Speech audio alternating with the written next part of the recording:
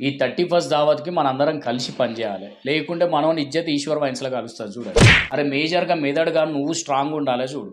ఒక్క strong beer తాగంగానే బేహోష్ అయితవేందిరా నాకు అర్థం కాదు. వాడు ఒక్క మందు తాగితే నేనెందుకు బేహోష్ అయితారా? కాక్టైల్ అని, మాక్టైల్ అని, హిందీ నాన్టైల్ అని ఏది పడితే అది తాగుతాడు. నువ్వేమన్నా తక్కువనారా అంటే కక్కుతలేవా? ఆయిల్ పల్లి తింటాడా? ఇంత కారం వేసుకొని చికెన్ దొబ్బి తింటాడా? అది కాక ఇంకా శనగలు అంటాడు, బఠానీలు అంటాడు బద్మాష్ గాడు. అసలు నన్ను పొట్ట అనుకుంటాడు, చెత్త బుట్ట అనుకుంటాడు అర్థం కాదు.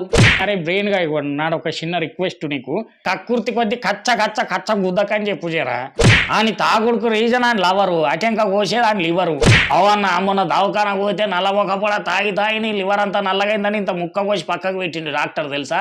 నన్ను అయితే తాగి తాగి ఒక సైడ్ కిడ్నీ మొత్తం ఖరాబ్ అయ్యేటట్టు చేసిండు గాడిది కొడుకు. ఇంకా మీదికెంచి ఆ కాకి మొక్కపోడు కాకి కదా కుండల రాళ్ళేసినట్టు కిడ్నీల రాళ్ళు వేసుకున్నారు మామ. అందుకే నేనైతే సపోర్ట్ చేయ. అరే నువ్వు లేదో పంచాది లేపకరా, మళ్ళీ మేము ఆల్రెడీ డిసైడ్ అయినాం. ఈసారి కోఆపరేట్ చేద్దాం, తర్వాత ఏమన్నా ఉంటే అప్పుడు చూసుకుందాం. ఇక మీకోసం ఈ ఒక్కసారికి ఓకే కానీ ఇట్లనే కంటిన్యూ అవుతాను డయాలసిస్ వచ్చి డయర్లో పోయేటట్టు చేస్తాను నేను.